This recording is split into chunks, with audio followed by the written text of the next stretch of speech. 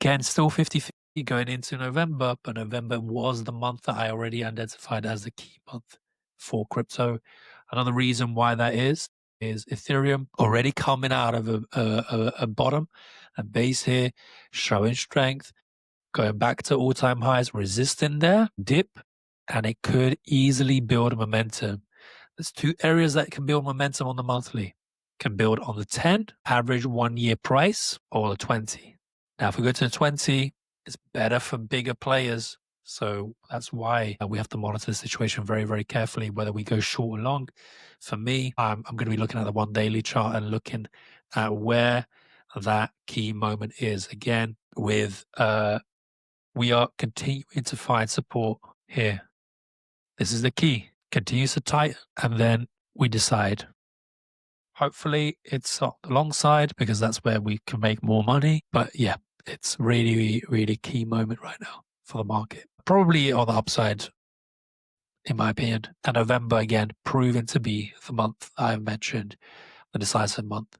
And it's about events and triggers and catalysts coming out to help support this thesis that we move up higher. If not, we have to sell off. And yeah, so even with this, I entered quite early around the K zone. And then I mentioned that we have resistance around 4.2, resistance around 4.4. We didn't even get to 4.4, and then we came back down, but we're finding support around this level here. Okay. It's not too bad. Pretty decent. And maybe again, we could kind of do something like that and then decide. So very, very decisive. This very important period for the crypto market, in my opinion. I'm just going to take out these drawings. Don't want too much noise. Okay, that's it for crypto. There's nothing else I want to cover. I think Bitcoin dominance and all that stuff doesn't really matter until we get full structure.